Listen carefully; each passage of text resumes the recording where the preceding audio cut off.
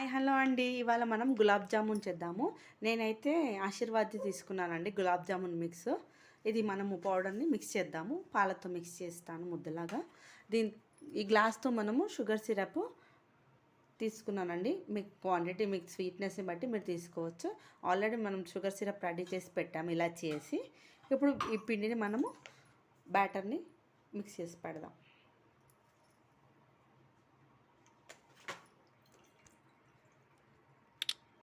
Oil పెడుతున్నామండి ఇవి fry చేయడానికి. ఇప్పుడు ఇది మొత్తం పిండి ఇందులో తీసుకున్నాం కదా, ఇందులో కొంచెం కొంచెం పాలు వేసుకుంటూ కలుపుతాం, మిక్స్ చేద్దాం. ఆయిల్ హీట్ ఎక్కే వరకు మనం పాలేసి మిక్స్ చేసామండి. కొద్ది పాలేస్తూ మిక్స్ చేసాము. ఇప్పుడు ఇది మిక్స్ చేశాక ఇందులో నెయ్యి వేసి కొంచెం కలుపుదాము. మీరు నీళ్ళతో కూడా చేయొచ్చు, కానీ నేను ఎప్పుడైతే పాలతోనే చేస్తాను.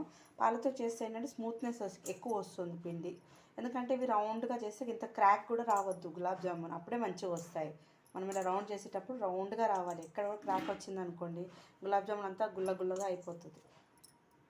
ఇట్లా మనం రౌండ్లు చేసి పెట్టాలండి, రౌండ్గా. అసలు ఇది ఇలా మొత్తం నీట్గా మంచి ఒక్క లైన్ కూడా లేకుండా ఇలా చేయాలండి రౌండ్. ఎందుకంటే ఇక్కడ ఇలా చేస్తేనే మనకు అక్కడ బాగా వస్తుంది. సిమ్లో ఫ్రై చేయాలండి. ఓకేనా ఫ్రెండ్స్, ఇలా అన్నీ చేసి పెట్టుకుందాం. ఇప్పుడు ఇలా ఉండలుగా చేసి దాన్ని చిన్న మంటలో ఫ్రై చేయాలి. ఈ రకంగా అయ్యాయండి. సిమ్లో ఫ్రై చేయాలి ఎప్పుడైనా, ఎందుకంటే లోపల గులాబ్ జామున్ మొత్తం ఉడకాలి. ఓకేనా ఫ్రెండ్స్, సిమ్లో వేసేసేయాలి ఇలా. ఆల్రెడీ ఇందాక మనం చక్కెర పానకం చేసి పెట్టాం కదా, దాన్ని స్టవ్ ఆన్ చేసి ఈ ఫ్రై అయిన యాస్టీస్ అందులో వేసేసేయాలి.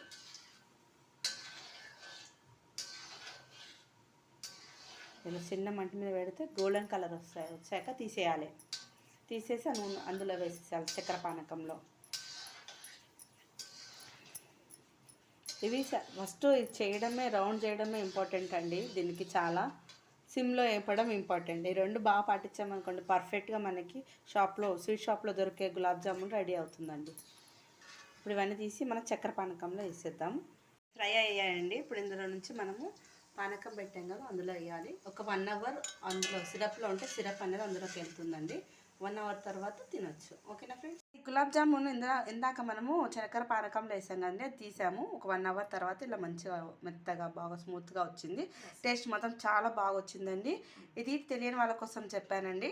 తెలిసిన వాళ్ళు ఎలాగో చేస్తారు, తెలియని వాళ్ళు ఇది చూస్తే వాళ్ళకి యూజ్ అవుతుందని. ఓకేనా ఫ్రెండ్స్, వీడియో నచ్చితే లైక్ చేయండి, షేర్ చేయండి, సబ్స్క్రైబ్ చేయండి. Thanks for watching. బాయ్.